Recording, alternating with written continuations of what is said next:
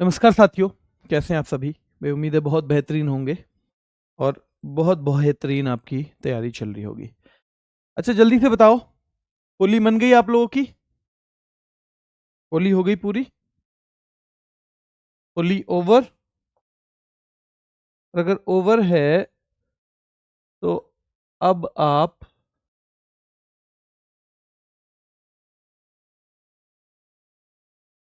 Return करो पढ़ाई पर। ठीक है, पढ़ाई पर वापस आ जाओ भैया।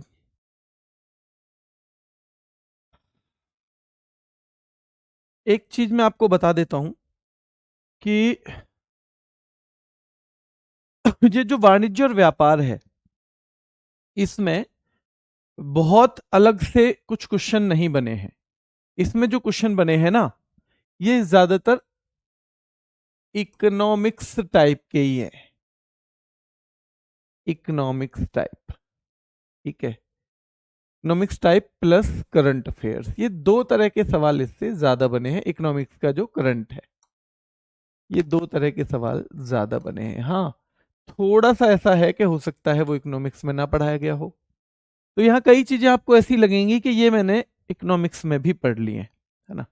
पर वो आपने जो पढ़ी हैं तो रिवाइज कर लीजिएगा, और अगर नहीं पढ़ी हैं तो उन्हें अच्छे से पढ़ लेना। फिर अब पढ़ लेना, ठीक है। चलिए ये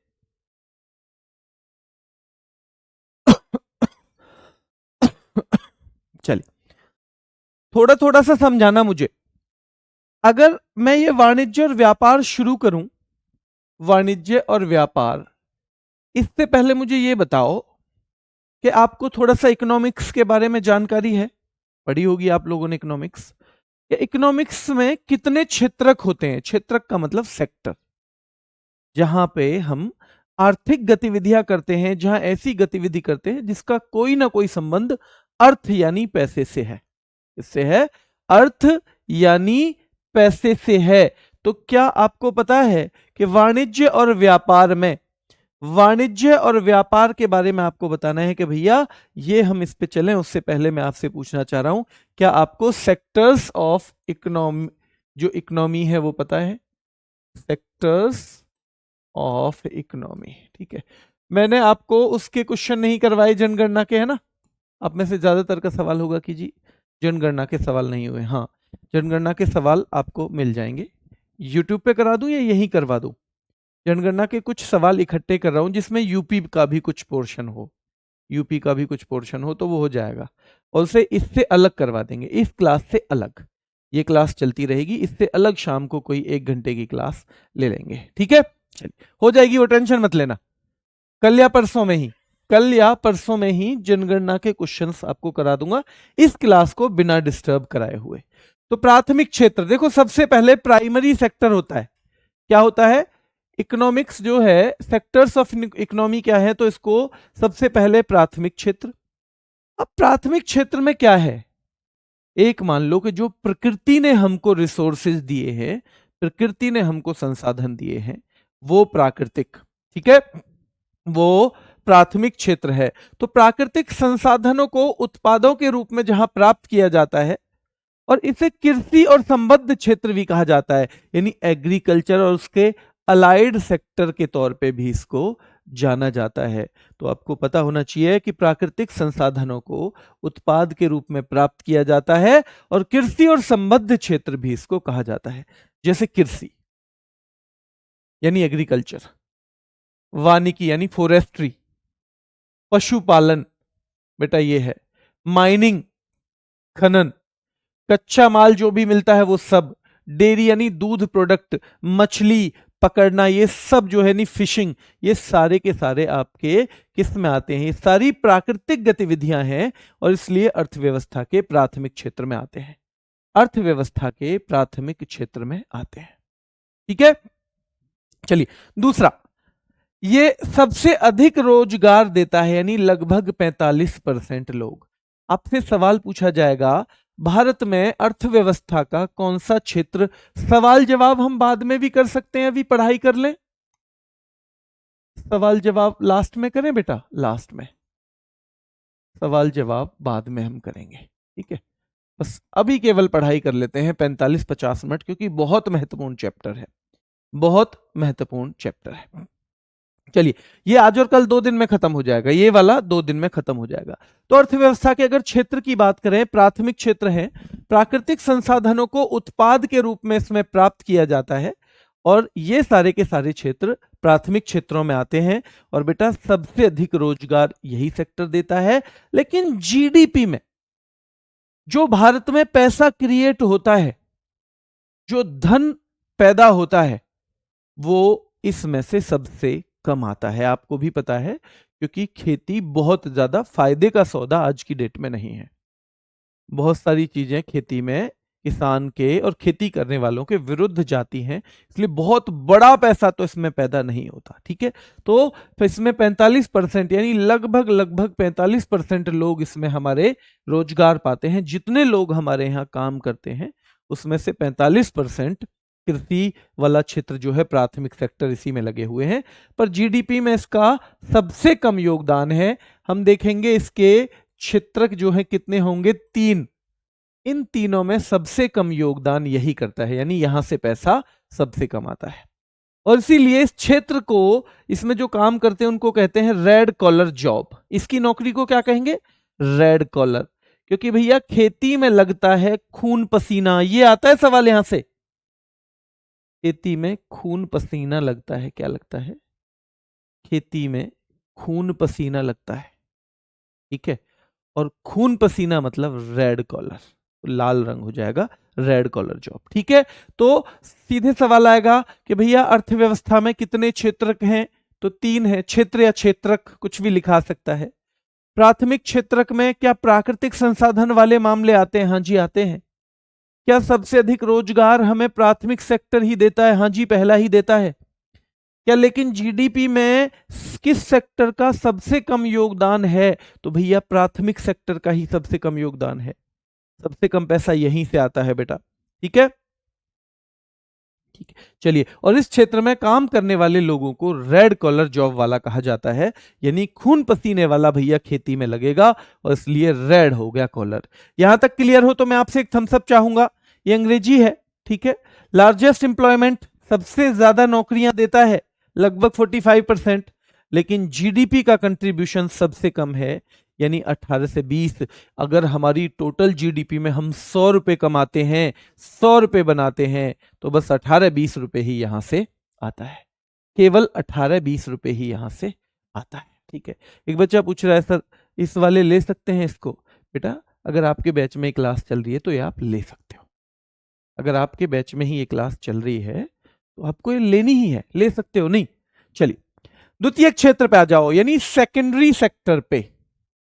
सेकेंडरी सेक्टर में क्या होता है, कच्चे माल का निर्माण करके नई वस्तु, कच्चे माल का बल्कि निर्माण की जगह प्रयोग लिखो, जो रॉ मटेरियल है उसका प्रयोग करते हैं, और भाई एक नई वस्तु बनाई जाती है। और कोई नई चीज कहां बनाई जाती है, फैक्ट्री में बनाई जाती है, उद्योग में यानी इंडस्ट्री में बनाई जाती है, इसलिए इसको औद्योगिक क्षेत्र या विनिर्माण क्षेत्र भी कहते हैं, या विनिर्माण क्षेत्र भी कहते हैं, मैन्युफैक्चरिंग सेक्टर भी कहते हैं।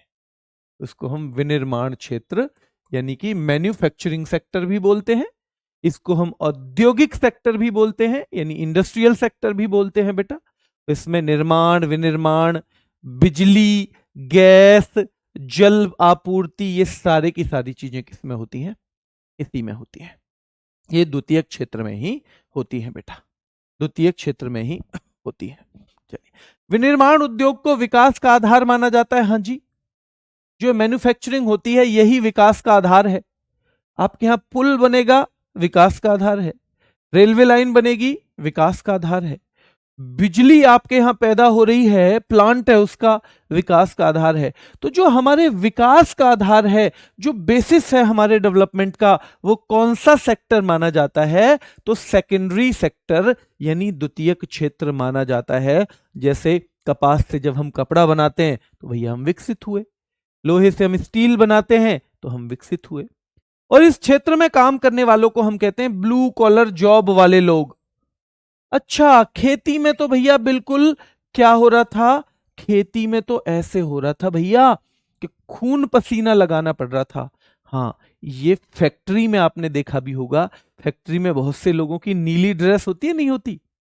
फैक्ट्री में नीली नीली सी ड्रेस देखी है आपने बहुत सारे लोगों की? अगर अपने कहीं पे फैक्ट्री में काम करते हुए लोग देखे हैं तो आपने देखा होगा नीली नीली ड्रेस होती है उनकी, ठीक है? तो नीली नीली ड्रेस, उसको ब्लू कॉलर जॉब कहा जाता है। क्या?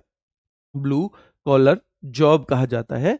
ये सेकेंडरी सेक्टर वालों को, विनिर्माण क्षेत्र वालों को, ठीक है? किसको? विनिर्माण क्षेत्र वालों को। कंस्ट्रक्शन हो, कोई किसी चीज की मैन्युफैक्चरिंग हो, हम इलेक्ट्रिसिटी बना रहे हैं, हम गैस पैदा कर रहे हैं, हम वाटर सप्लाई कर रहे हैं, ये सारे के सारे सेकेंडरी सेक्टर में आते हैं। यानी कुछ ना कुछ चीज का निर्माण जिसमें होता हो, और ये निर्माण मैक्सिमम टाइम जो हमारे प्राइमरी सेक्टर में हमें चीजें मिल रही थी ना, प्राथमिक क्षेत्र में, वहीं से ये निर्माण शुरू होता है, वहीं से ये निर्माण शुरू होता है बेटा, ठीक है?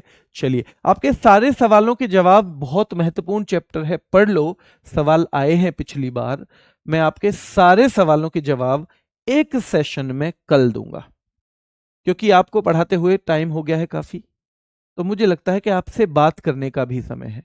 कल आपके वहां पे जो ये ऐप है, ऐप में ही, आपकी ऐप में ही डाउट सेशन लेके आऊंगा, तो वहां पे आप सारे सवाल पूछना, कोई पढ़ाई नहीं होगी, केवल सवाल जवाब ही हम लोग वहां करेंगे। सेकेंडरी सेक्टर हो गया, फिर हो गया टर्शियरी सेक्टर, जिसे हम कहते हैं तृतीयक क्षेत्र, और इसमें विभिन्न प्रकार की सेवाओं का उत्पादन किया जाता है, इसलिए से सेवा क्षेत्र यानी सर्विस सेक्टर भी कहते हैं। इसमें क्या, किस चीज का प्रोडक्शन होता है? सेवाओं का। तो भैया इसमें कोई प्रोडक्ट नहीं बनता? नहीं भैया, नहीं बनता। अच्छा, तो मतलब यहां कुछ भी नहीं है, बस कोई आदमी दूसरे की सेवा करेगा और उसके बदले पैसे लेगा। हाँ भैया, इसका कोई उदाहरण बता दो। इसका उदाहरण बता देता हूं बेटा। जैसे पहला है परिवहन, ट्रांसपोर्ट। आप कहीं जाते हो, आप अपना पेपर देने जाओगे, टिकट बुक कराओगे और पैसे दोगे, क्या आपको उसके बदले में कोई प्रोडक्ट मिल रहा है, कोई सामान मिल रहा है? नहीं। ये जो ट्रांसपोर्ट करने वाली बस है, कुछ बनाती है क्या? नहीं, पर पैसे तो मिलते हैं ना, क्योंकि ये सेवाएं दे रहे हैं। संचार,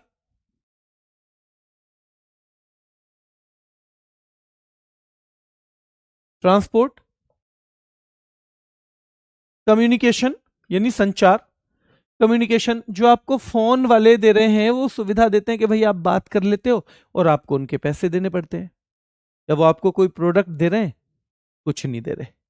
बैंकिंग, भैया बैंकिंग, वो भी सेवाएं दे रहे हैं और उसके बदले में पैसे लेते हैं, ठीक है?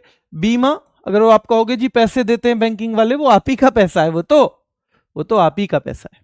बीमा, ये भी बेटा बीमा देते हैं।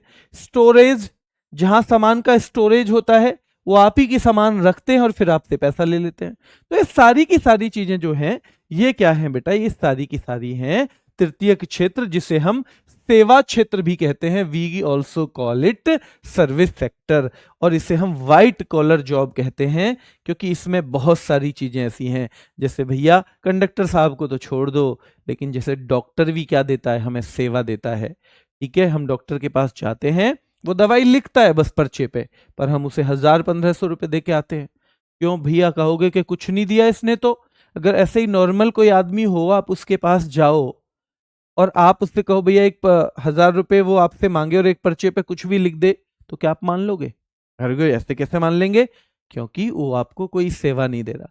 तो जिसके पास कोई स्पेशलिटी होगी, कुछ स्पेशल हुनर होगा, कुछ गुण होगा, वकील है, आप उसके पास जाते हो, वो भी आपको सेवाएं देता है। तो इस वाले यानी सर्विस वाले को हम व्हाइट कॉलर जॉब कहते हैं। तो एक तरह से जो प्राथमिक यानी कि बहुत ज्यादा कठिन परिश्रम वाले कामों में लगा है, उसको हम कहते हैं रेड कॉलर जॉब वाला आदमी। जो फैक्ट्री वगैरह में काम करता है, उसको हम बोलते हैं ब्लू कॉलर वाला। और बेटा जो लगा हुआ है सर्विस सेक्टर में, उसको हम व्हाइट कॉलर वाला बोलते हैं। क्या बोलते हैं? व्हाइट कॉलर वाला बोलते हैं, ठीक है? क्लियर है? हाँ, ठीक है बेटा। चलिए आगे आ जाइए।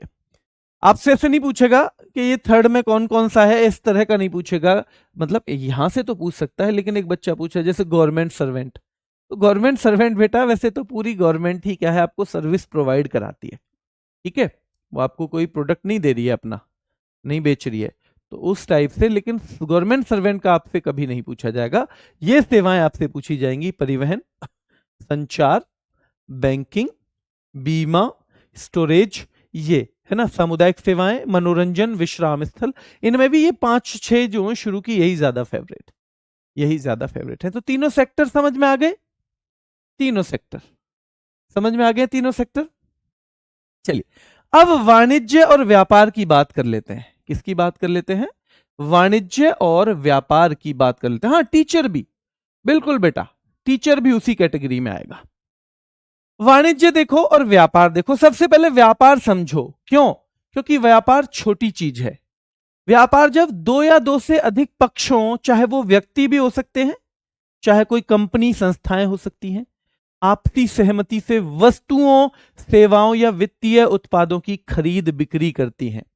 यानी जब खरीदारी और बिक्री होता है, मतलब मेन चीज है सेल और परचेज।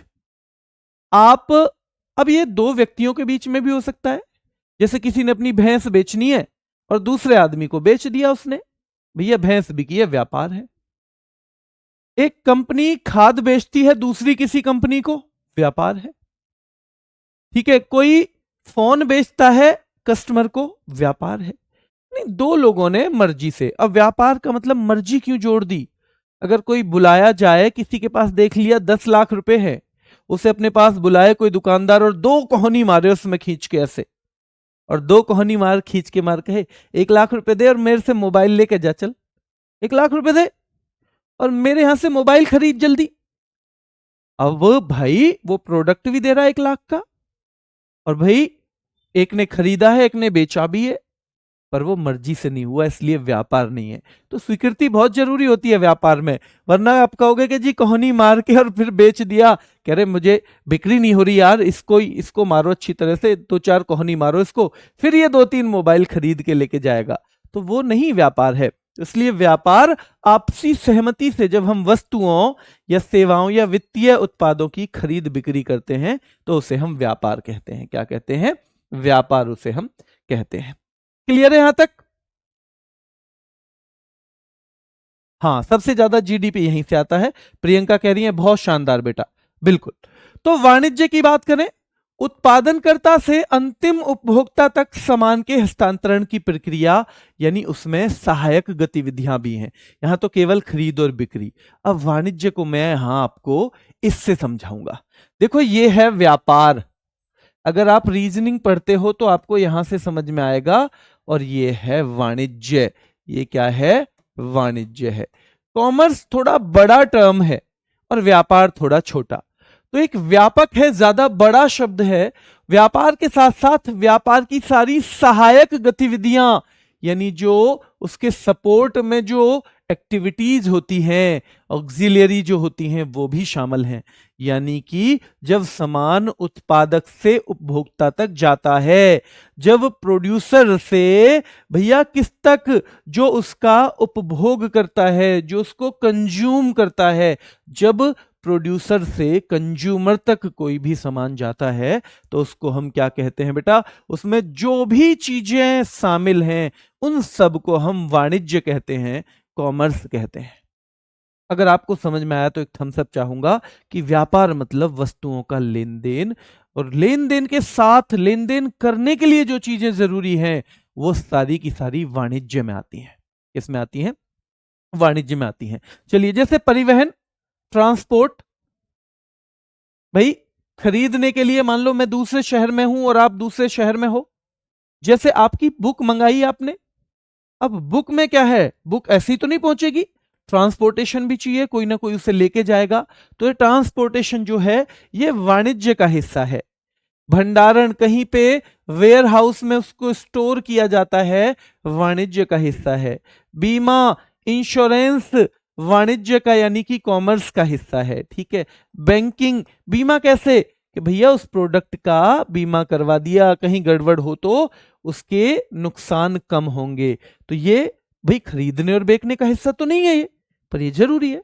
बैंकिंग, मान लो किसी कंपनी को पैसा चाहिए, वो प्रोडक्ट तो बना रहा है, वो प्रोडक्ट तो बना रही है, लेकिन उसके पास पैसे की कमी है, तो पैसा कौन उपलब्ध कराएगा? बैंकिंग करवाएगी। और उसे बेचने के लिए लोगों तक कैसे पहुंचाया जाएगा? एडवर्टाइजिंग के थ्रू। लोगों को कैसे बताया जाएगा? एडवर्टाइजमेंट के थ्रू बताया जाएगा। ठीक है, तो वाणिज्य के मुख्य घटक, इनको हम वाणिज्य के मुख्य घटक मान सकते हैं, जबकि व्यापार में लेन देन हो रहा था। क्या हो रहा था? लेन देन हो रहा था। ठीक है, क्लियर है? हाँ, तो ये सारे के सारे वाणिज्य के घटक हैं। आपसे पूछ भी सकता है इनमें से कौन सा वाणिज्य का घटक नहीं है। तो वाणिज्य के घटक मान लो परिवहन है, हाँ, भंडारण है, बीमा, और जबरदस्ती किसी को बेचना कोहनी मार के, तो वो वाणिज्य का घटक है क्या? वो वाणिज्य का घटक नहीं है। अब व्यापार के प्रकार पूछता है, तो देखो नॉर्मली हम दो तरह से व्यापार करते हैं। एक तो हमारा इंटरनल, यानी जो हमारे देश में चलता है, यानी आंतरिक या देशी व्यापार, और दूसरा होता है बाहरी या विदेशी व्यापार। और महत्वपूर्ण है, जब आपसे पूछेगा व्यापार के कितने प्रकार होते हैं, तो सबसे पहले यही आएगा कि आंतरिक और बाहरी। एक हम अपने देश में कर लेते हैं, और एक हम विदेशों से व्यापार करते हैं, और ये व्यापार के दो प्रकार हैं। अब आंतरिक को समझें तो देश की सीमाओं के अंदर, ये समझने की चीज है, तो इसमें ज्यादा टाइम मत लगाना। और व्यापार होता लाभ कमाने के उद्देश्य से ही है। व्यापार होता किससे है? लाभ कमाने के उद्देश्य से। तो भैया देश की सीमाओं के अंदर जब हम लाभ कमाने के उद्देश्य से कोई काम व्यापार करते हैं, तो उसे हम कहते हैं आंतरिक या देशी व्यापार। और ऐसे में कौन सा पैसा यूज होता है? ऐसे में वही पैसा यूज होता है जो उस देश में चलता है। पाकिस्तान में, तो पाकिस्तान के अंदर जो व्यापार हो रहा होगा, तो वहां पे भैया वही पैसा चलेगा। भारत में हमारा पैसा चलेगा, अमेरिका में डॉलर चलेगा। तो देशी व्यापार में नॉर्मली कौन सी मुद्रा यूज होती है? जो उस देश की अपनी मुद्रा है, उसका प्रयोग किया जाता है। तो ये बस एक समझने वाली चीज है, और यहां से सवाल अगर बनेगा तो वो कॉमन सेंस का ही बनेगा, समझ पर आधारित ही बनेगा। ठीक है, समझ पर ही आधारित वो बनेगा। ठीक है, चलिए। आंतरिक व्यापार के दो भाग हैं बेटा। जनगणना की मैंने पूरी क्लासेस करवा दी हैं। एक बच्चा कह रहा है जनगणना की एक ही क्लास की हुई है। करवा दी है, शायद ऐसा देखो, हो सकता है एक आध फोल्डर, कभी कभी ऐसा होता है कि दो फोल्डर में डल जाती है, तो ऊपर और नीचे के दोनों फोल्डर देख लेना। हो सकता है पहले में एक हो, दूसरे में दूसरी हो।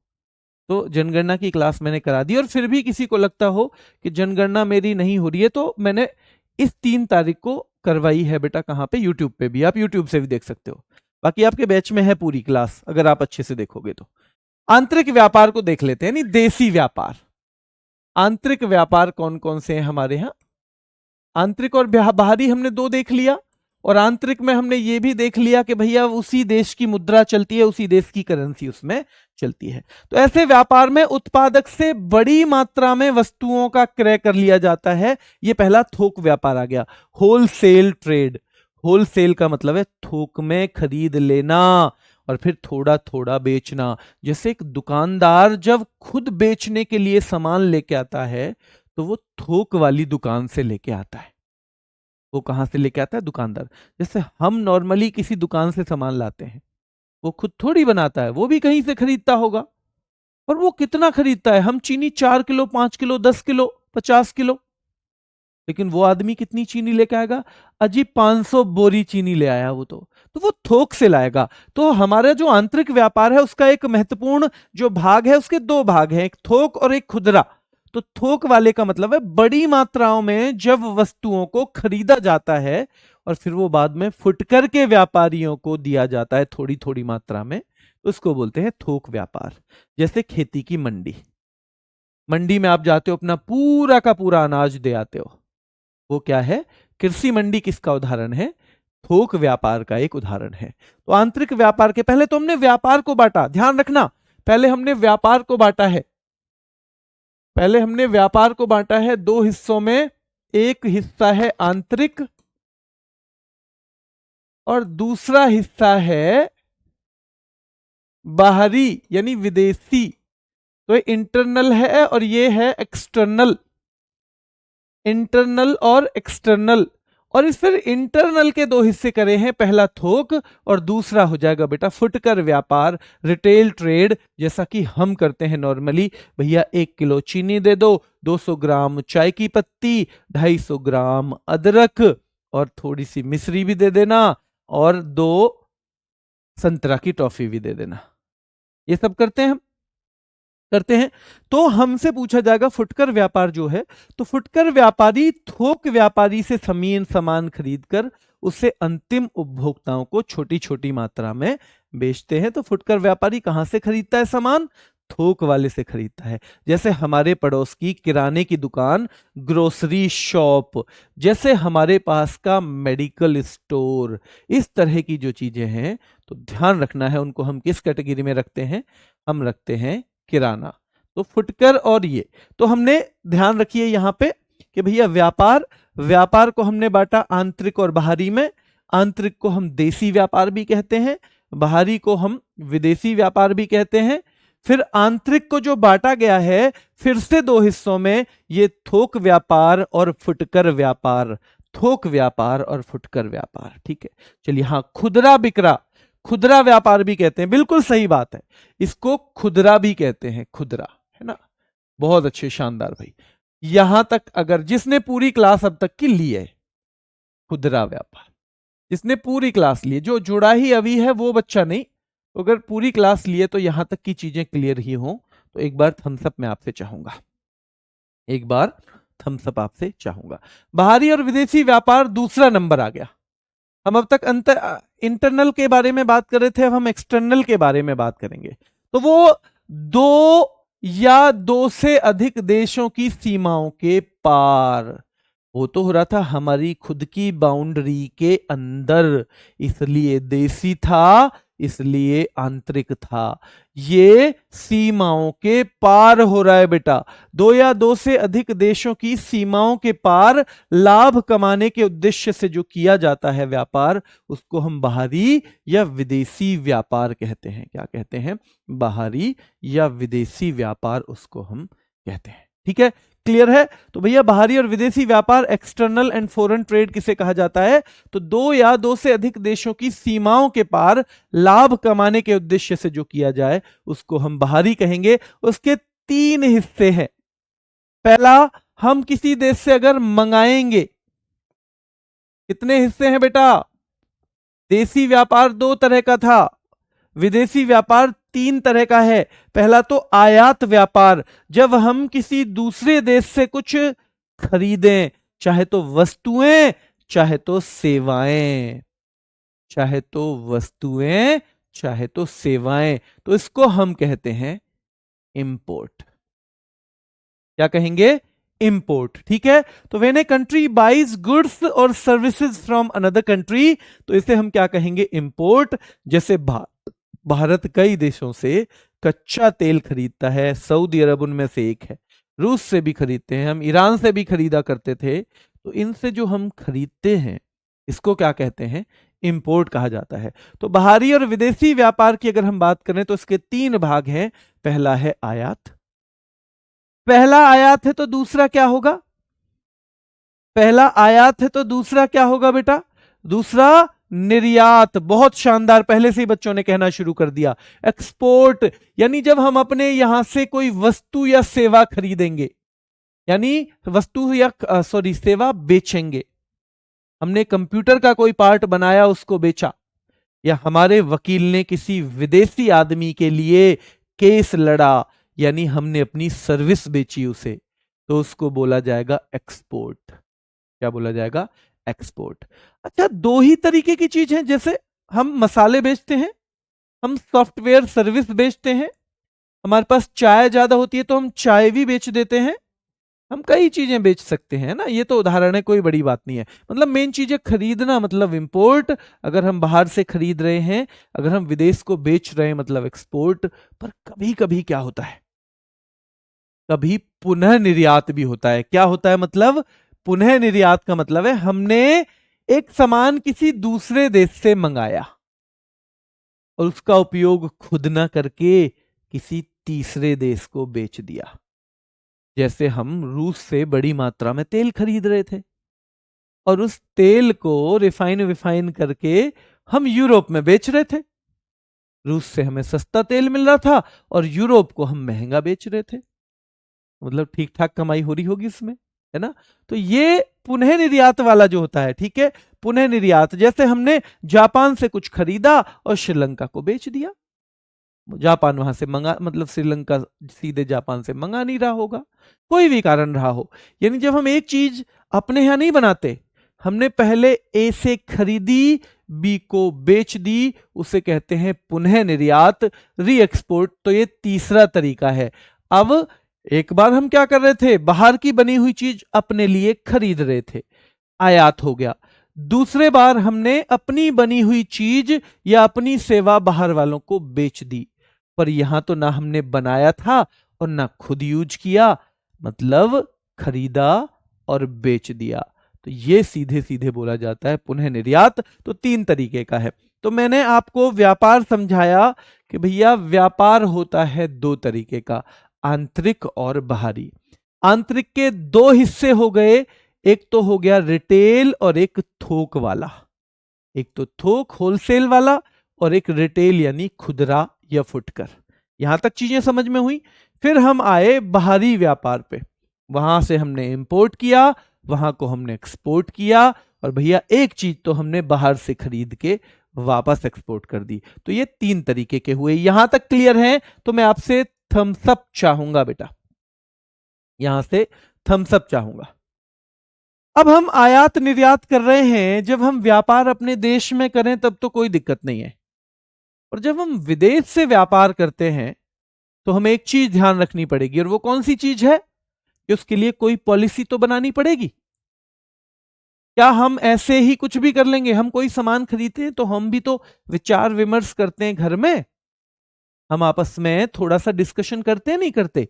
वैसे ही आयात निर्यात नीति सबसे पहले कब आई, यहां सवाल बनेगा कि भैया एक्सपोर्ट इंपोर्ट पॉलिसी सबसे पहले कब आई थी? तो 1985 में आई थी, और निर्यात बढ़ाकर देश के विदेशी मुद्रा भंडार का संरक्षण करना इसका उद्देश्य था। देखो, निर्यात का मतलब है हम दूसरे को बेचेंगे। देखो कैसे बढ़ता है विदेशी मुद्रा भंडार। हमने एक चीज बनाई और अमेरिका को बेच दी, अमेरिका हमें क्या देगा? रुपए तो है नहीं उस पे तो डॉलर है, तो वो हमें देगा डॉलर। अब ये बताओ, हम जितनी ज्यादा चीजें बेचेंगे, जितनी भी ज्यादा चीजें बेचेंगे, क्या उतना ही हमारे पास विदेशी मुद्रा नहीं आ जाएगी, अमेरिका की करेंसी नहीं आ जाएगी? ये तो मैंने अमेरिका का उदाहरण दिया। हम श्रीलंका को बेचेंगे, श्रीलंका की करेंसी आ जाएगी। हम वियतनाम को बेचेंगे, वहां की करेंसी आ जाएगी। हम ऑस्ट्रेलिया को बेचेंगे तो वहां की करेंसी आ जाएगी। तो हम जब ज्यादा निर्यात करते हैं तो हमारे पास बाहर की बहुत सारी करेंसी आ जाती है, बाहर का बहुत सारा पैसा आ जाता है।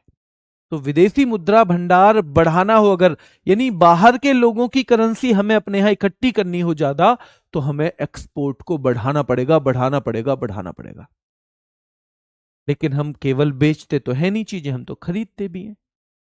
तो हम अमेरिका से कुछ खरीदेंगे तो हमसे अमेरिका क्या लेगा?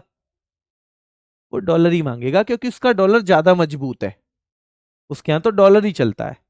तो वो हमसे डॉलर ही मांगेगा कि भैया डॉलर दो हमें। तो अगर मेरे से सामान खरीदना है तो जो डॉलर मैंने तुम्हें दिया था उसी को वापस करो, मैं तुम्हारे रुपए का मैं क्या करूंगा? तो जब हम इंपोर्ट ज्यादा करते हैं तो हमारा विदेशी मुद्रा भंडार डाउन जाता है, ऐसे समझ लो, ठीक है। इंपोर्ट में हमारा इंपोर्ट और ये हो गया एक्सपोर्ट, ठीक है। ये चीज दोनों समझ लेना, ये सीधे सवाल भी बन सकता है। यानी कि आयात, ये क्या है बेटा? आयात यानी जब चीजों को हम खरीदते हैं, और निर्यात यानी जब हम चीजों को बेचते हैं। तो जब ये दोनों काम होते हैं तो ध्यान रखना, जो हमारे पास विदेशी मुद्रा भंडार है, बाहर का जो पैसा है, उसका क्या होगा? देखो, विदेशी मुद्रा भंडार, जब जब हम कोई चीज खरीदेंगे तो हमें विदेशी पैसे को ही वापस देना पड़ेगा। तो विदेशी मुद्रा भंडार डाउन जाएगा, यानी कम होगा। और जब जब हम निर्यात ज्यादा करेंगे तो भैया ये विदेशी मुद्रा भंडार बढ़ेगा। और ये सीधे सवाल आ सकता है आपसे कि आयात के वक्त विदेशी मुद्रा भंडार जो है, फॉरेन करेंसी का जो हमारे पास भंडार है, उसका क्या होता है? तो बेटा वो कम हो जाता है और निर्यात के वक्त वो बढ़ जाता है। निर्यात के वक्त वो बढ़ जाता है। ठीक है, चलिए बच्चा कह रहा है कि सर हमारे यहाँ डॉलर क्यों नहीं चलता? बेटा ये हर देश की अपनी एक करेंसी होती है, वहां पे वही चलती है बेटा, है ना। हर पूरी दुनिया में एक जैसी करेंसी नहीं चल सकती, वही चलती है। हम अभी के लिए इतना ही समझेंगे क्योंकि अभी हमें एग्जाम ओरिएंटेड पढ़ना है। ठीक है यहां तक। तो पहली जब ये भैया ये नीति आई 1985 में, उद्देश्य था निर्यात बढ़ाकर देश के विदेशी मुद्रा भंडार का संरक्षण करना, लेकिन उद्देश्य नहीं ये पूछी जाएगी कि पहली आयात निर्यात नीति कब आई? 1985 में। और ये कितने साल के लिए आई? 3 साल के लिए। सीधे पूछा जाएगा जो आयात निर्यात नीति आई थी सबसे पहली, वो कितने साल के लिए आई थी? 3 साल के लिए। कब आई? 1985 में आई। अप्रैल याद करने की जरूरत नहीं है। जो पहली आयात निर्यात नीति के बारे में बात कर रहे हैं हम, पंचवर्षीय नहीं है, एक्सपोर्ट इंपोर्ट आयात निर्यात नीति। तो जो पहली आयात निर्यात नीति आई उसकी घोषणा किसने की थी? तो भैया उस टाइम के कॉमर्स मिनिस्टर थे वीपी सिंह, विश्वनाथ प्रताप सिंह। विश्वनाथ प्रताप सिंह उस टाइम के वाणिज्य मंत्री थे। और ध्यान रखना है बेटा कि व्यापार में स्थिरता के लिए ये नीति आई थी। किसकी सिफारिश पे आई थी? किसके सुझाव के बाद आई थी? तो पीसी अलेक्जेंडर समिति एक बनी थी, उसके सुझाव के बाद आई थी। पहली आयात निर्यात नीति कब आई? 1985 में आई। कितने साल के लिए आई? 3 साल के लिए आई। किसने घोषणा की? वाणिज्य मंत्री बेटा विश्वनाथ प्रताप सिंह ने घोषणा की। और उद्देश्य क्या था? कि आयात निर्यात के नियम कम से कम 3 साल के लिए स्थिर रखना, ताकि उद्यमी लंबी अवधि की योजना बना सके। मतलब समझो कि आयात निर्यात के नियम अगर रोज बदलेंगे तो जो हमारे बिजनेसमैन हैं, जो विदेश से व्यापार करते हैं, क्या वो कुछ भी स्थिर कर पाएंगे? क्या वो चीजों को बेहतर ढंग से कर पाएंगे? तो आयात निर्यात के अगर नियम रोज बदलेंगे तो वो चीजों को ठीक से नहीं कर सकते, ना वो लंबी अवधि की योजना बना सकते हैं। वो ये भी नहीं बना सकते कि मैं हर महीने कितना लेके आऊंगा, मैं 3 साल तक क्या इंपोर्ट करूंगा, 3 साल तक क्या एक्सपोर्ट करूंगा। तो ये आयात निर्यात नीति इसलिए आई थी कि भैया ऐसा ना हो कि हर आदमी ये डरता रहे, क्या पता मैं बहुत सारी चीजों का ऑर्डर कर दूं फिर आगे चल के चीजें बदल जाए। तो इसलिए 3 साल के लिए कम से कम ये नियम आए। और 3 साल में ताकि जो बिजनेसमैन है, जो इंडस्ट्रियलिस्ट हैं, वो थोड़ा सा लंबे टाइम के लिए अपनी नीति बना सकें। जैसे सरकारें नीति बनाती हैं वैसे ही कंपनियां भी तो अपनी नीति बनाती हैं, इसलिए 3 साल के लिए लेके आए थे। ठीक है, चलिए आगे देखिए। अब ये आयात निर्यात की 5 साल की नीति आई फिर बाद में। ये भी हम किसकी बात करते हैं? आयात निर्यात नीति, एग्जिम। ठीक है, 3 साल की हो गई पूरी, उसके बाद कुछ और टाइम भी हो गया। और ये 5 साल की नीति कब आई? तो 1992 में आई, 1992 में। और पहली बार ये 5 साल की इंपोर्ट एक्सपोर्ट नीति है। हाँ जी, क्योंकि इससे पहले वाली तो 3 साल की थी। प्रधानमंत्री कौन थे इस टाइम पे? तो आपको पता ही है, पीवी नरसिंह राव थे। वित्त मंत्री कौन थे? डॉक्टर मनमोहन सिंह थे। कौन थे? डॉक्टर मनमोहन सिंह। तो पहली 5 साल के लिए आयात निर्यात नीति 1992 में आई। ये पहली पंचवर्षीय एक्सपोर्ट इंपोर्ट नीति थी। प्रधानमंत्री पीवी नरसिंह राव थे, वित्त मंत्री डॉक्टर मनमोहन सिंह थे इसके, याद रखना है। तो इन्हीं के विजन के तहत, इन्हीं की सोच के तहत ये नीति लाई गई थी। ठीक है, और याद रखना इससे कितना अंतर आया कि भारत का जो निर्यात भैया कितना था 91-92 में, लगभग 18 बिलियन, वो 96-97 तक डबल हो गया, लगभग डबल, 33 बिलियन हो गया। और मैंने कहा आयात निर्यात नीति का एक उद्देश्य यही तो होता है कि हमारे पास बहुत सारा विदेशी पैसा आए, हम खूब एक्सपोर्ट करें। कोई विदेश नहीं चाहता कि हमें बाहर से बहुत सारी चीजें खरीदनी है, कोई विदेश नहीं चाहता। घर का उल्टा है, घर जो चीजें हैं, जो बिजनेस वाले हैं, वो क्या चाहते हैं? हम ज्यादा चीजें बेचें ना कि खरीदें। अब हम लोग जो हैं नॉर्मल हैं बिल्कुल, तो हमको तो खरीदना ही खरीदना है सब बाहर से। तो भाई इसलिए तो फिर हमें तनख्वाह की जरूरत होती है। अगर हमारी एक छोटी सी भी कोई काम होता, कोई प्रोडक्ट हम बना रहे होते, तो फिर हम उसे बेचते, उससे पैसा आता, उससे हम खरीदते। नौकरी की हमें क्यों जरूरत है? क्योंकि हमारा भैया केवल इंपोर्ट इंपोर्ट होता है, हमारे यहाँ एक्सपोर्ट तो कुछ होता ही नहीं है। एक्सपोर्ट तो हमारे यहाँ कुछ होता ही नहीं है। ठीक है, तो सीधे सीधे दो नीति आ गई। पहली 3 साल की आई 1985 में, समझ में आई आपको ये चीज? उस टाइम पे वाणिज्य मंत्री थे विश्वनाथ प्रताप सिंह। और फिर आई है 92 में, 91 92 बोल सकते हो, 92। और ये पहली बार 5 साल की आई, 5 साल की आई बेटा। मतलब आयात निर्यात। में आयात निर्यात क्यों पढ़ा रहा हूं आपको? क्योंकि वाणिज्य और व्यापार का एक महत्वपूर्ण अंग है आयात निर्यात। आपको चीजें खरीदनी और बेचनी पड़ेंगी तभी तो व्यापार होगा। और आजकल व्यापार केवल अपने अपने देश तक तो सीमित नहीं है। तो इसलिए आपको जो थोड़ी सी डिटेल में पता होनी चाहिए वे है ये। अब आयात निर्यात नीति के नाम में बदलाव हुआ। फिर आयात निर्यात से ऐसी चीजें समझ में आ रही थी। आयात निर्यात का क्या मतलब है? हमने किसी चीज को मंगाया और किसी चीज को बेचा। चीज को, किसी वस्तु को। पर जब धीरे धीरे धीरे धीरे हमारी इकोनॉमी आगे बढ़ी, तो बेटा इसको हमने कर दिया विदेश व्यापार नीति। और वो क्यों किया? क्योंकि यहां तक आते आते हम केवल सामान ही नहीं खरीद रहे थे या बेच रहे थे, हम सेवाएं भी खरीद और बेच रहे थे। पहले हम सेवाएं नहीं खरीदते थे।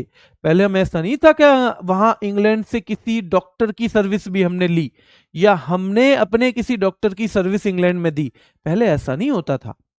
पहले ज्यादातर वस्तुओं तक व्यापार सीमित था। धीरे धीरे व्यापार में सेवाएं भी शामिल हुई। तो अब सेवाओं को आप इंपोर्ट कैसे बोलोगे, एक्सपोर्ट कैसे बोलोगे केवल? तो इसलिए 2004 में, कब? 2004 में एक्सपोर्ट इंपोर्ट नीति के नाम में बदलाव हुआ और हमने इसे विदेश व्यापार नीति कर दिया। क्योंकि अब यह केवल आयात और निर्यात तक सीमित नहीं था। सवाल आएगा, हमने कब इसका नाम बदला है? विदेश व्यापार नीति हमने कब की है? तो बेटा हमने 2004 में की, और तब उद्योग मंत्री थे कमलनाथ। तो 3 मंत्री महत्वपूर्ण हैं। 1985 में कौन थे? विश्वनाथ प्रताप सिंह। 1992 में ये यहां पे क्या आई थी? 3 वर्षीय, यहां 3 वर्षीय एक्सपोर्ट इंपोर्ट नीति आई थी। ठीक है, फिर 1992 आ गया था क्या? 1992 में क्या 5 वर्षीय एक्सपोर्ट इंपोर्ट नीति आई? बताओ, हाँ या ना में जवाब दो। क्या 5 वर्षीय एक्सपोर्ट इंपोर्ट नीति आई? 5 वर्षीय, तो हाँ जी, 5 वर्षीय एक्सपोर्ट इंपोर्ट नीति आई। 1985 में 3 वर्षीय था। ठीक है, और यहां पे 1992 में 5 वर्षीय एक्सपोर्ट इंपोर्ट नीति आई। और अब 2004 में नाम बदल दिया गया, और यहां पे उद्योग मंत्री कौन थे? कमलनाथ थे। कौन थे? कमलनाथ थे। ठीक है, ये हो गया। अब विदेश व्यापार नीति, क्योंकि इसका नाम बदल दिया विदेश व्यापार नीति, तो 1985, 1992 और अब आई है ये 2023 में। विदेश व्यापार नीति कब आई है बेटा? 2023 में विदेश व्यापार नीति, क्योंकि 2004 से हमने नाम बदल दिया था एक्सपोर्ट इंपोर्ट पॉलिसी का, हमने कर दिया विदेश व्यापार नीति। तो अब हम जो विदेश से व्यापार करते हैं, हमारा टॉपिक क्या है? वाणिज्य और व्यापार। और वाणिज्य और व्यापार में महत्वपूर्ण हिस्सा है विदेशी व्यापार का।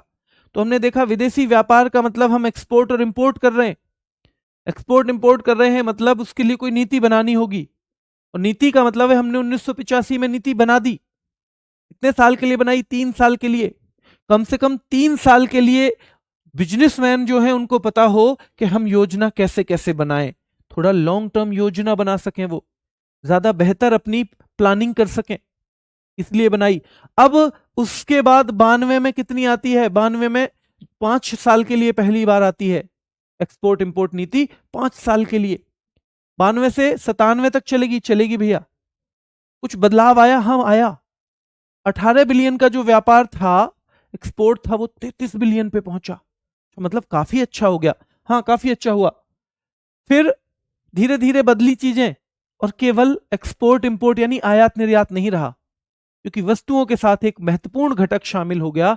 क्या? सेवाएं। आजकल तो हमारे यहां पे आपको पता है कि अब सबसे ज्यादा पैसा जो जीडीपी में आता है वो कहां से आता है? सेक्टर सर्विस वाले से ही आता है, जिसको हम तृतीयक क्षेत्र कहते हैं, जिसको हम टर्शियरी सेक्टर कहते हैं, वहीं से तो आता है। तो ध्यान रखना, विदेश व्यापार नीति किसका नाम कर दिया 2004 में, और अब ये जो लेटेस्ट हमारे यहाँ फॉरेन ट्रेड पॉलिसी है वो 2023 से है। और 23 में मंत्री तो आप बता ही दोगे कौन थे, पीयूष गोयल थे।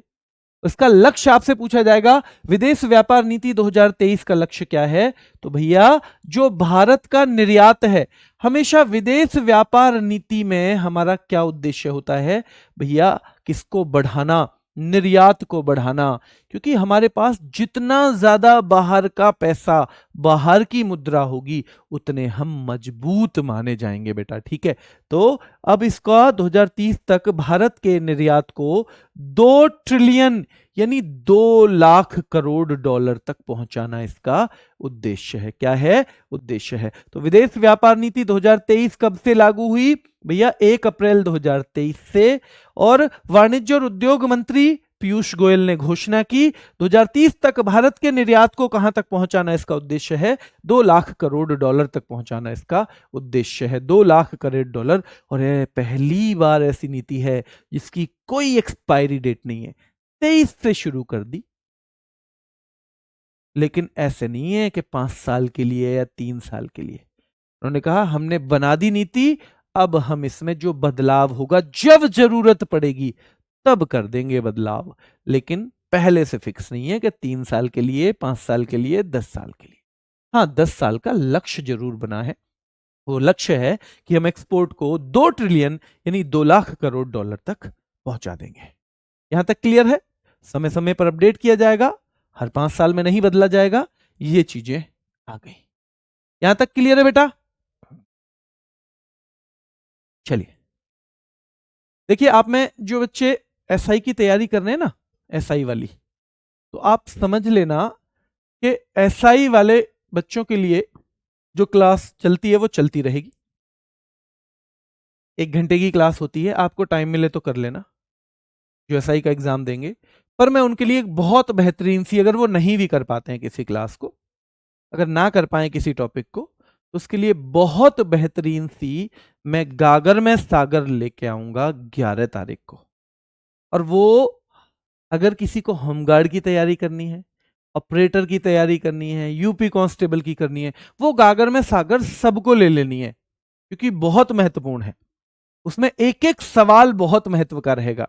तो गागर में सागर भाई सबको लेनी है। कम से कम 4 से 5 घंटे में उस दिन क्लास लूंगा, और आप सबको लेनी है वो क्लास, जितने भी बच्चे जिसकी भी तैयारी कर रहे हो यूपी पुलिस में, इनमें से किसी एग्जाम की, पुलिस वाले जो रिलेटेड है, होमगार्ड का, यूपी पुलिस कांस्टेबल। और आप देखना बहुत कॉन्फिडेंस आपको एक ही क्लास से आ जाएगा। तो एसआई का पेपर क्योंकि बिल्कुल उससे नजदीक है पहले, तो मैंने रखा भी है कि आपको याद भी रहे चीजें।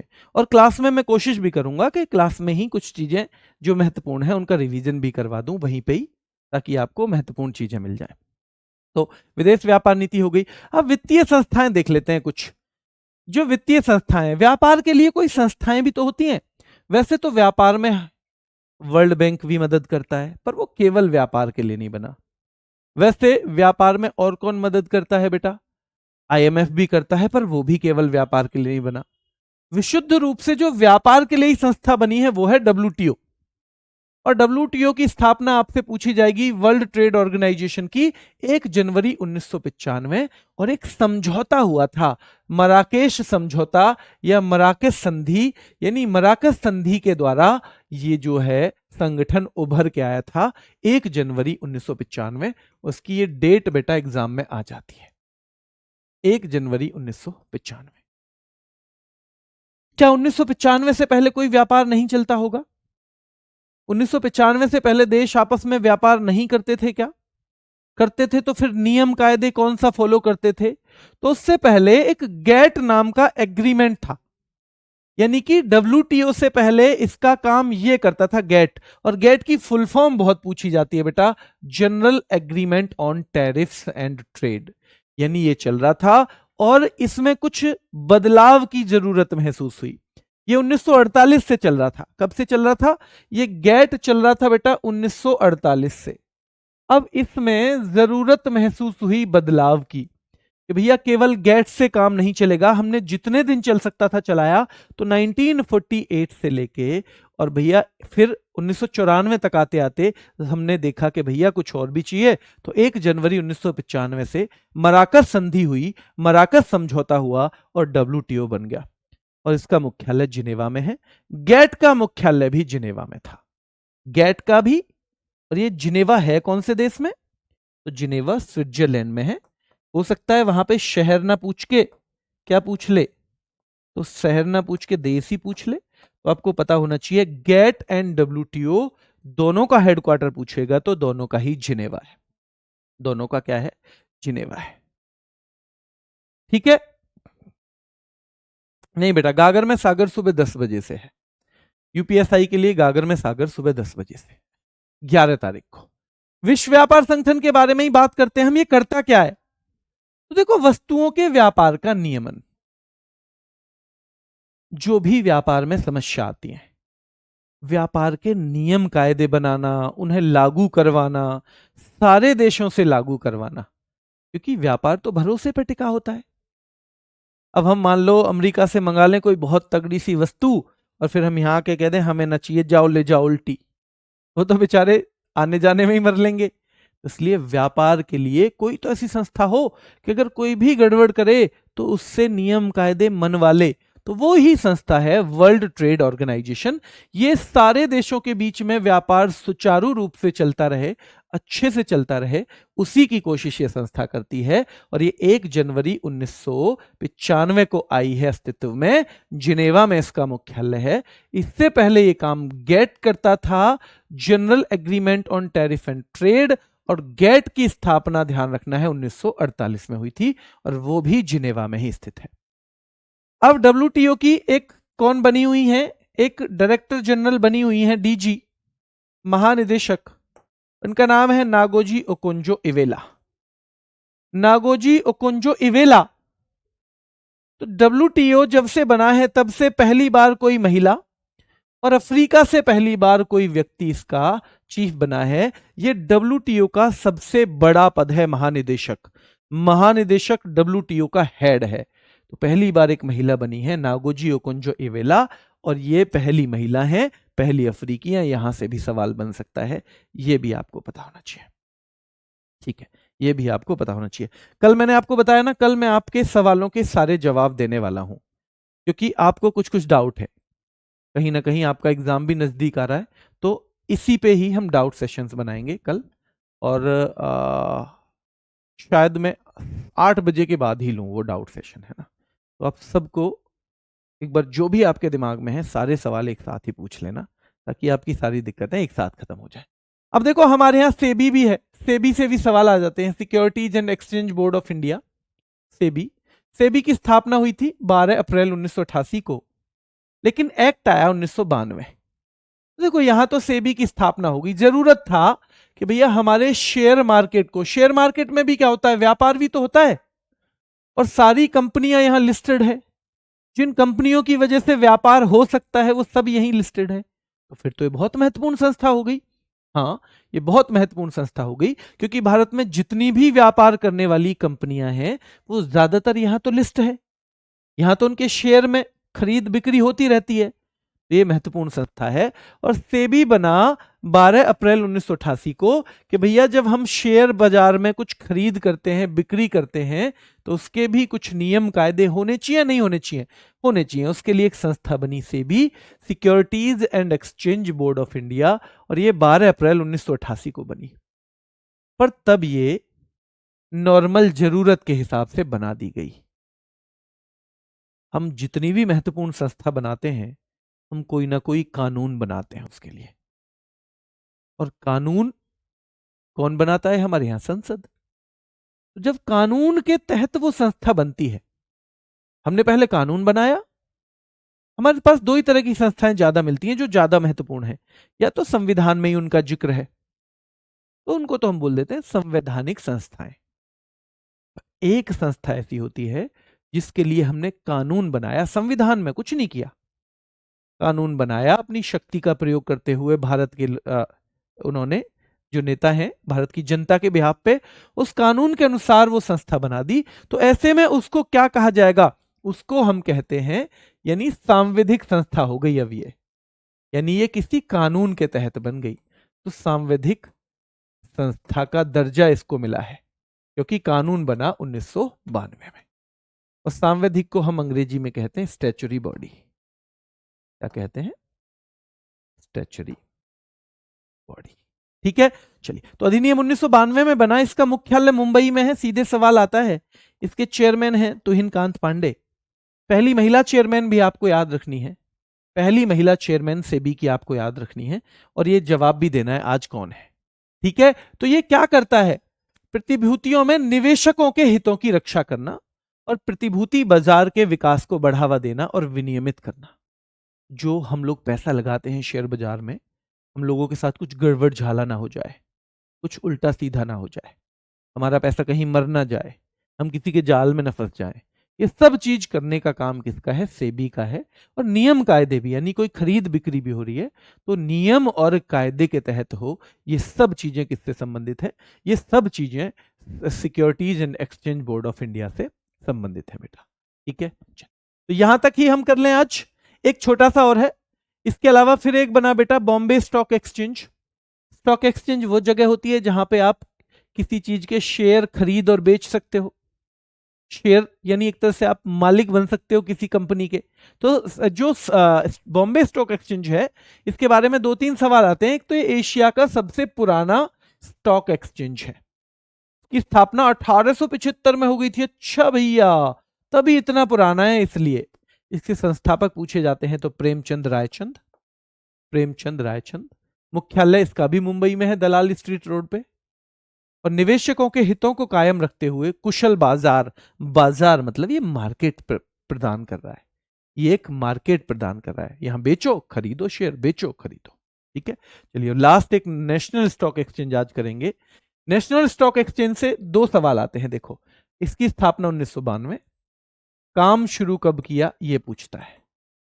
काम शुरू किया 1994 ने। कब काम शुरू किया है? 1994 में। पूछता है नेशनल स्टॉक एक्सचेंज कौन सी कमेटी की सिफारिश पे बना? तो फेरवानी समिति की सिफारिश पे बना। इसका मुख्यालय भी मुंबई में। तो कि स्टॉक से संबंधित चीजें मुंबई में आएंगी। सेबी भी मुंबई में है, बॉम्बे स्टॉक एक्सचेंज भी, नेशनल स्टॉक एक्सचेंज भी। ठीक है, सारे के सारे मुंबई में है। और यहां पे भी बेटा खरीद और बेच सकते हैं। ठीक है, यहां पे भी खरीद और बेच सकते हैं। अब हम थोड़ा सा कल देखेंगे औद्योगिक नीतियां, और कल हम देखेंगे कुछ शब्द। कौन से शब्द? जहां से सवाल सीधे सीधे बन जाते हैं, जहां से जैसे ये किसको बोलते हैं, ये वाली मंदड़िया किसे बोलते हैं, तेजड़िया किसे बोलते हैं। तो कल इसका जो भी बचा हुआ पार्ट है, मुझे लगता है कल ही वो खत्म हो जाएगा। या 10-5 मिनट अगर क्लास ऊपर भी करनी पड़ी तो कर लेंगे। ठीक है, तो कल हम इसको खत्म करेंगे। यहाँ पे एक बार लास्ट में जो मैंने अभी जहां से थोड़ा सा आपका रिवीजन नहीं करवाया है वो बता देता हूं। तो देखो, हम देख रहे थे आयात निर्यात नीति चल रही थी 1985 वाली, 1992 वाली। 2004 में इसका नाम बदल दिया, विदेश व्यापार नीति कर दिया। किसके टाइम में? तो भैया कमलनाथ जी उस टाइम पे वाणिज्य और उद्योग मंत्री थे। नाम बदलने का कारण था केवल सामान नहीं, अब सेवाएं भी आयात निर्यात शब्द में शामिल हो गई थी। ठीक है, तो विदेश व्यापार नीति फिर आई है हमारी 1 अप्रैल 2023 को। इसके पीयूष गोयल जी के टाइम पे आई है। इसका लक्ष्य क्या है? तो विदेश व्यापार नीति 2023 का लक्ष्य क्या है? 2030 तक भारत के निर्यात को 2 ट्रिलियन यानी 2 लाख करोड़ डॉलर तक पहुंचाना। 2 लाख करोड़ डॉलर तक पहुंचाना। वित्तीय संस्थाएं और व्यापारिक संगठन, तो एक तो WTO याद रखना, एक securities and exchange board of India याद रखना, एक बॉम्बे स्टॉक एक्सचेंज याद रखना, एक बेटा नेशनल स्टॉक एक्सचेंज याद रखना। और अब हम आएंगे औद्योगिक नीतियों पे। किस पे आएंगे? औद्योगिक नीतियों पे। बेटा 7 बजे ही क्लास चलेगी। कुछ लाइब्रेरी वाले बच्चे रहते हैं, उनको घर पहुंचने में फिर ये है कि जी हम पहले निकलना होता है हमें, तो 5-5:30 बजे हम निकल लेते हैं। एक क्लास ऐसी रख लीजिए जो घर के टाइम पे हम घर जाके ले लें, तो ऐसा भी कोई दिक्कत नहीं है। कोई बच्चा ये भी हो सकता है कि वो 6 से 7 के बाद निकलता हो। तो ऐसा जो बच्चा है वो इस क्लास को 8 ले ले, 9 ले ले, 10 ले ले, अगले दिन ले ले, कोई दिक्कत नहीं है। बस आपको एक छोटी सी चीज जरूर ध्यान रखनी है कि आप का मेन उद्देश्य है कि वो पढ़ाई हो जाए, पढ़ाई हो। टाइम नहीं मायने रखता। कई बार हमारे दिमाग में बन जाता है कि मुझे तो लाइव ही क्लास लूंगा तभी मैं सफल होऊंगा। नहीं बेटा, बल्कि लाइव क्लास में कई बार हमें बहुत वो होता है, क्या बोलते हैं, डिस्ट्रैक्शन। बहुत सारा हम हमारे मन में बहुत सारे विचार आते रहते हैं। आप उतने ही सफल हो जाओगे, उतने ही जल्दी सफल हो जाओगे जब पढ़ाई के वक्त आपकी दिमाग में अगर जितनी भी अतिरिक्त बातें आती हैं, आप उस पर कंट्रोल करो और कहो नहीं भाई, मैं पहले पूरा पढ़ूंगा, उसके बाद मैं सवाल देखूंगा। अगर मुझे कुछ करना है सवाल तो मैं तब पूछूंगा, पहले मैं पूरा पढ़ूंगा। क्योंकि कई बार तो हमारे मन में जो डाउट होता है वो हमने पहले 10 मिनट में पूछ लिया और 40 मिनट पे क्लास में वही था। तो आपको सफल होना है तो सबसे पहले एक चीज आप आदत डालो कि इन छोटी छोटी चीजों के लिए ज्यादा मत सोचा करो कि मैं लाइव लूं या कैसे लूं। कैसे भी लो, क्लास ले लो, उसको, कॉन्सेप्ट को समझ लो, उसका रिवीजन कर लो। इसका बिल्कुल फर्क नहीं पड़ता। इवन इसका भी नहीं पड़ता कि मैं नोट्स बनाऊं या मैं पीडीएफ से ही पढ़ लूं। बेटा इसका भी नहीं पड़ता। आप पीडीएफ से पढ़ोगे तो भी सिलेक्ट होगे। मैं ऑनेस्टली बताऊं, मैंने भी 3-4 नौकरियां ली हैं सरकारी, मैंने कभी नोट्स नहीं बनाए जीएस के। मैं नहीं बनाता था क्योंकि पहली नौकरी के बाद मेरी सारी नौकरी तब थी कि जब मैं किसी न किसी नौकरी को करते हुए तैयारी कर रहा था। अब ऐसे में क्या होता है कि समय कम होता है आपके पास। जब समय कम है, आप ऐसे नोट्स ही बनाते रह जाओगे तो मामला खराब हो जाएगा। इसलिए मैं आपसे कहता हूं, ये छोटी छोटी चीजें हैं, इनसे ऊपर उठना है आपको। अगर आप इनसे ऊपर नहीं उठ पाए तो फिर कहीं ना कहीं आप इन्हीं में उलझ के रह जाओगे। और आपके पास चॉइस है, आप जिंदगी में बहुत छोटी छोटी बातों में उलझ के रह जाओ या आप कुछ जिंदगी में बेहतर करने के लिए प्रयास करो। पर जब कुछ बड़ा करना हो तो छोटी चीजों को इग्नोर करना सीखो। अगर आप इग्नोर नहीं कर पाए छोटी चीजों को तो शायद बड़ी चीजों तक आप पहुंच ही ना पाए। अभी के लिए इतना ही। कल मैं जरूर डाउट सेशन लूंगा, आप सबसे मुझे बात जरूर करनी है। क्योंकि ऐसा भी हो सकता है, यहाँ बहुत सारे कमेंट होते हैं कि आप में से बहुत सारे बच्चे मुझसे कुछ ऐसा भी पूछना चाहते हो जो आपके लिए महत्वपूर्ण है बहुत, और वो जितना डिले होगा उतना नुकसान हो जाएगा। तो कल मैं एक क्लास लेता हूँ, ठीक है। अभी के लिए इतना ही। धन्यवाद।